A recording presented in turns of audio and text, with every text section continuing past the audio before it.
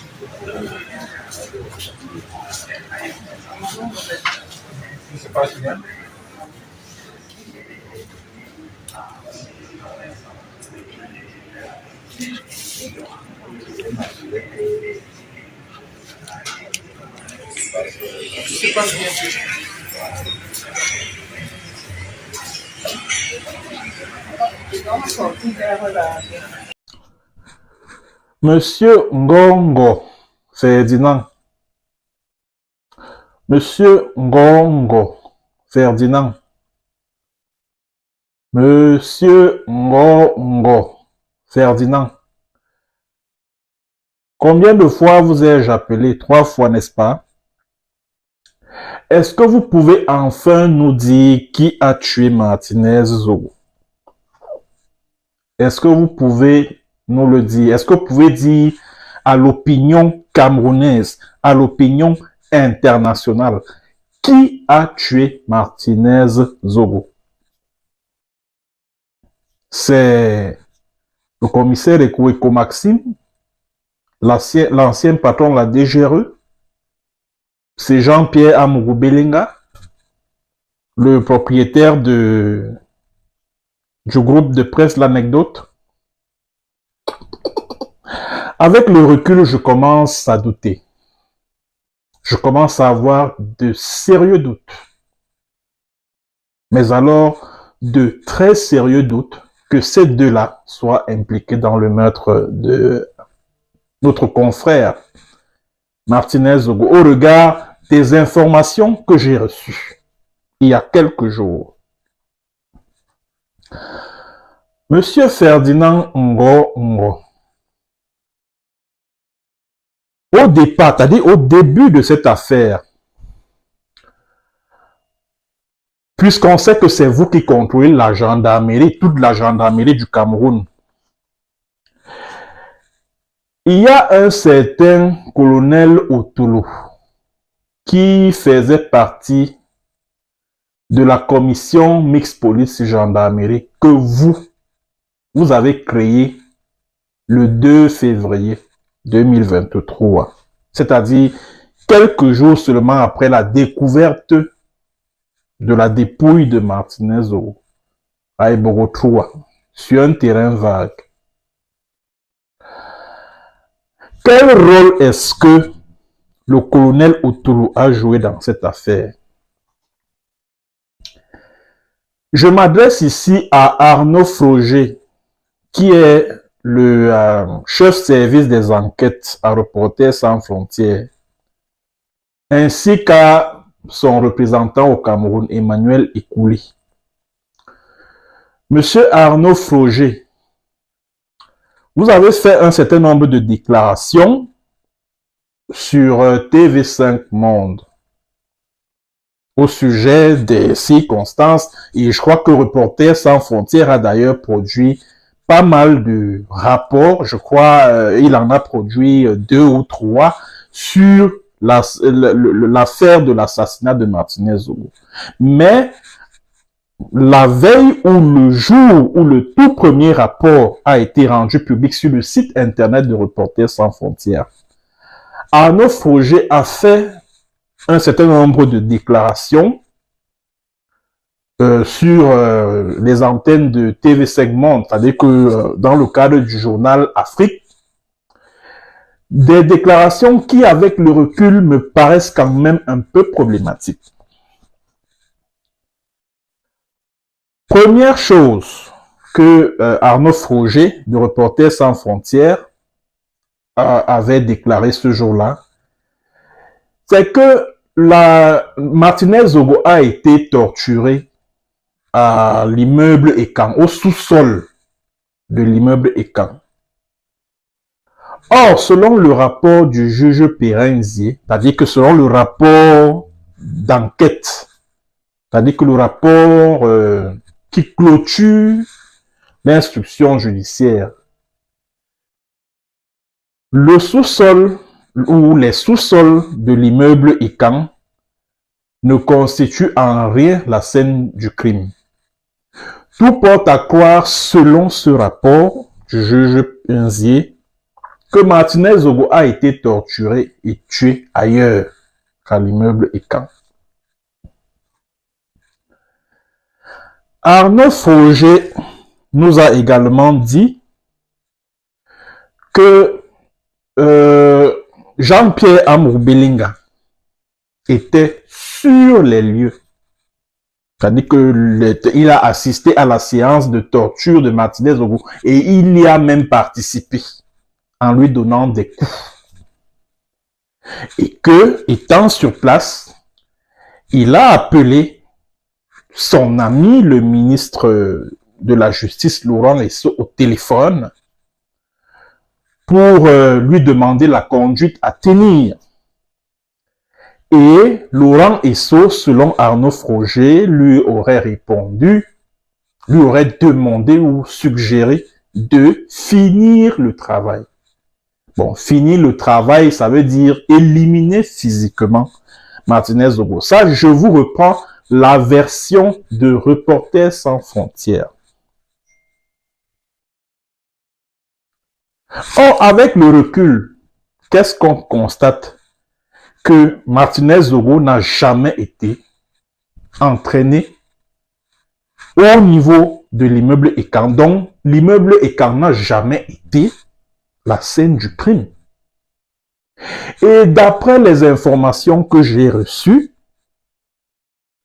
Martinez Zogo a été éliminé physiquement dans un quartier à Yaoundé qu'on appelle Ewankan.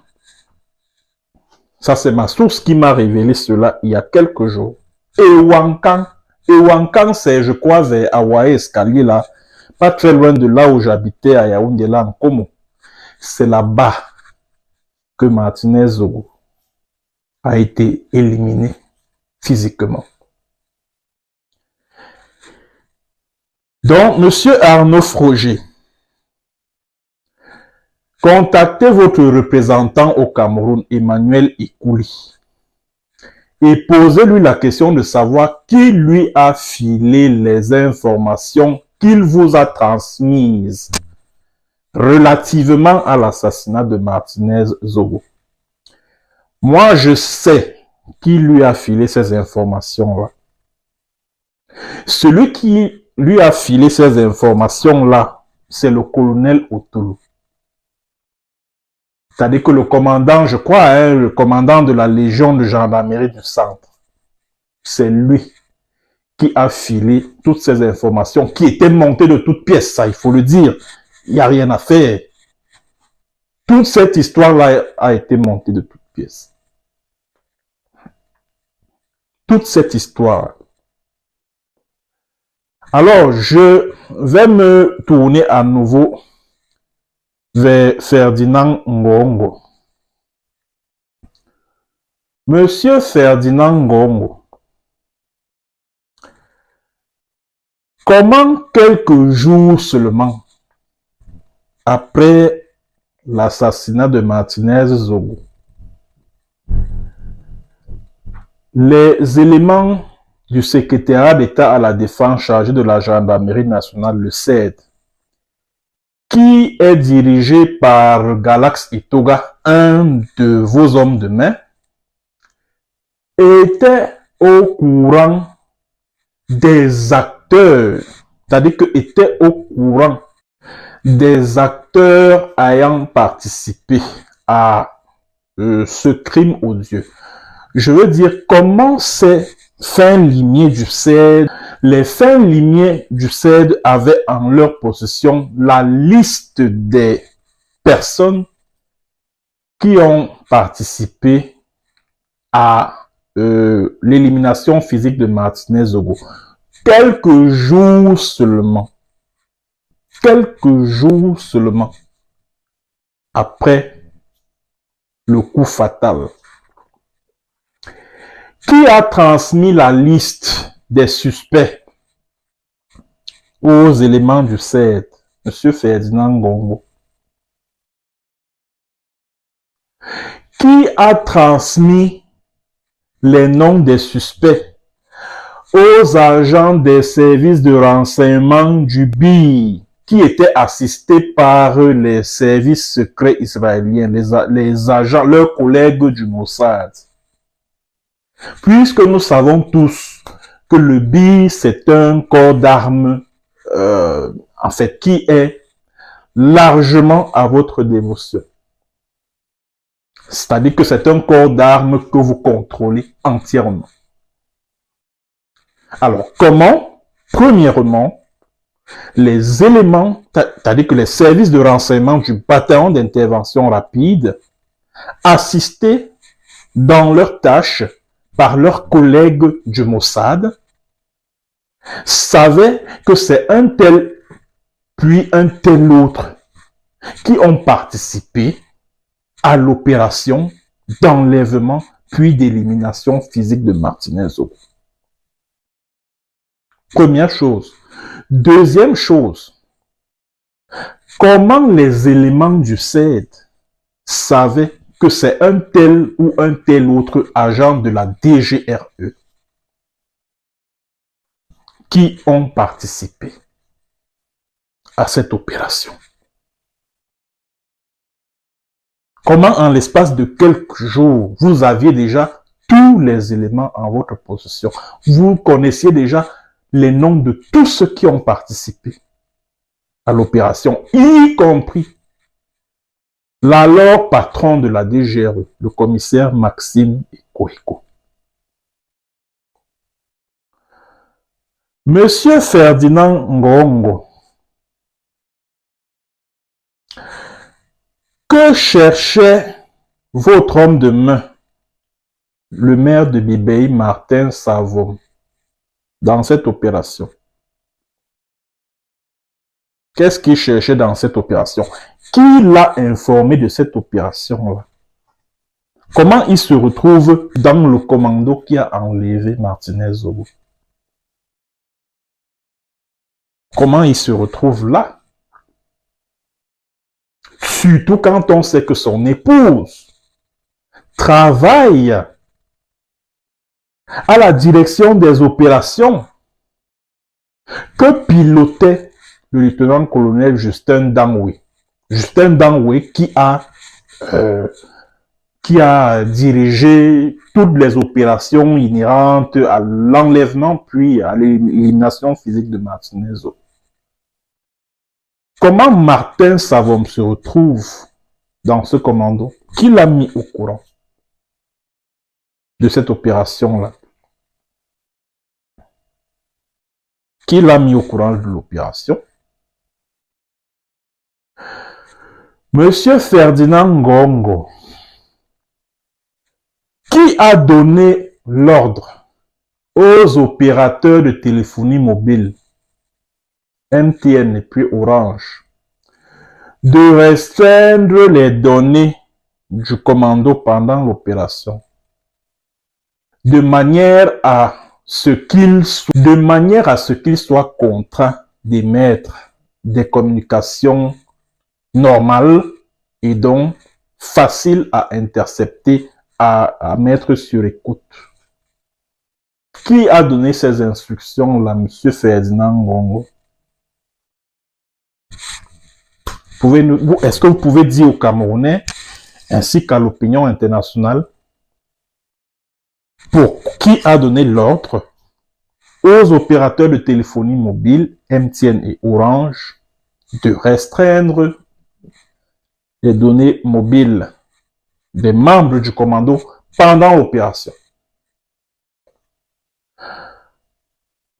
Monsieur Ferdinand Ngongo, selon le rapport du juge Pirenzi, c'est le maire de Bibey, Martin Savom, qui s'est chargé de distribuer de l'argent aux membres du commando. D'où venait cet argent-là? Parce que le rapport nous dit qu'il est allé au guichet pour retirer l'argent. Donc, ça veut dire que l'argent se trouvait dans son compte bancaire. C'est ce que ça signifie. Alors, qui a viré cet argent dans le compte de Martin Savon? Quand on sait que Jean-Pierre Amourou Belinga, tout comme Maxime Eko, n'avait aucune idée, n'entretenait aucun rapport avec le maire de Bibé. Quand je parle de rapport vraiment, on va dire, de rapport très étroit avec le maire de Bibé. Qui a viré l'argent de l'opération dans le compte de Savon? Point d'interrogation. Monsieur Ferdinand Ngongo, à la fin, à qui a profité l'élimination physique de Martinez Zogo, si ce n'est à vous? Parce que tous les spécialistes, tous les criminologues du monde vous diront que le principal suspect dans un crime est celui à qui ce dernier profite. À qui a profité l'élimination physique de Martinez Zogo? C'est bel et bien à vous. Puisqu'à la faveur de l'affaire Martinez, vous avez réussi à placer à la tête de la DGRE des personnes que vous contrôlez. À la faveur de l'affaire Martinez-Zogo, vous avez pu obtenir la tête de Maxime Eko, qui était votre ennemi déclaré. Alors, c'est celui à qui l'assassinat de Martinez-Zogo a profité, qui est le principal suspect dans cette affaire. C'est de ça qu'il s'agit, aussi simple que ça. Aussi simple que ça. Alors, le rôle de Jean-Pierre Amourou Belinga dans cette affaire, c'est finalement lequel? C'est finalement lequel? Le rôle du commissaire Eko Maxime, c'est finalement lequel? Et j'apprends, et j'ai également appris, que ces organes vitaux qui ont été prélevés du corps de Martinez Zogo l'ont été à des fins rituelles ou ritualistes, je ne sais pas, c'est selon.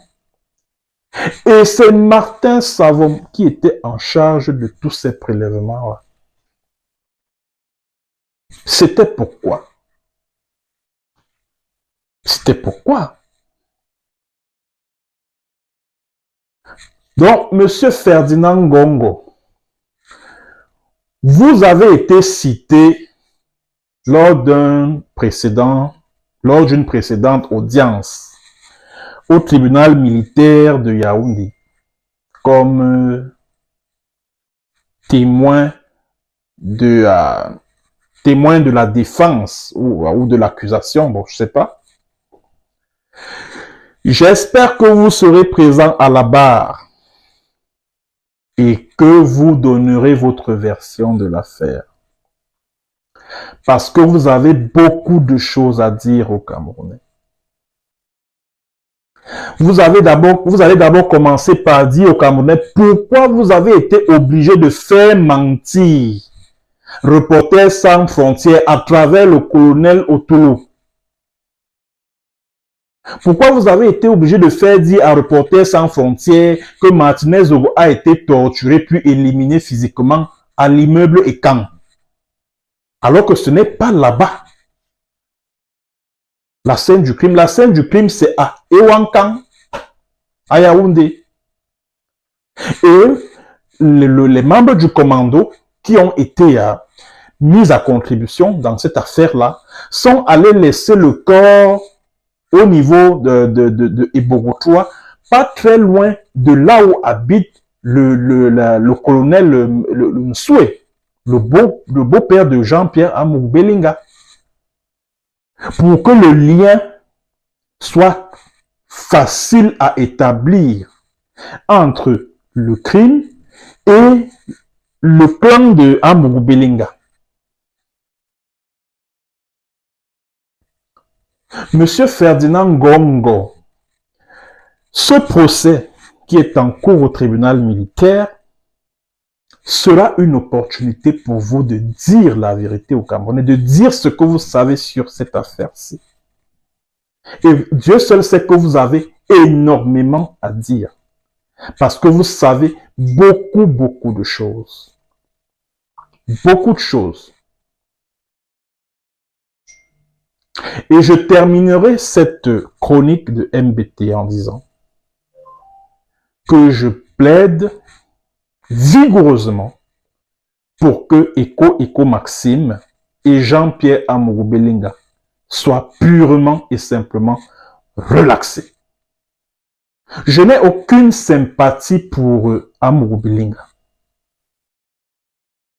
Encore moins pour Eko Maxime qui a des mains tachetées de sang. Ça, il faut le dire. Parce que avec ce qu'il a fait à certains prisonniers de la crise anglophone et puis d'autres qui ont été interpellés dans le cadre de la lutte contre Boko Haram, c'est quelqu'un pour qui je ne saurais avoir la moindre affection. Pareil pour Jean-Pierre Amour Belinga, pour ce qu'il a eu à faire subir à certains Camerounais et tout. Vraiment, c'est des personnages que je ne porterai jamais en haute estime. Mais puisque nous sommes en quête de justice, j'estime que ces gens-là n'ont joué aucun rôle dans l'affaire Martinez Zogo. Et par conséquent, ils méritent d'être purement et simplement relaxés.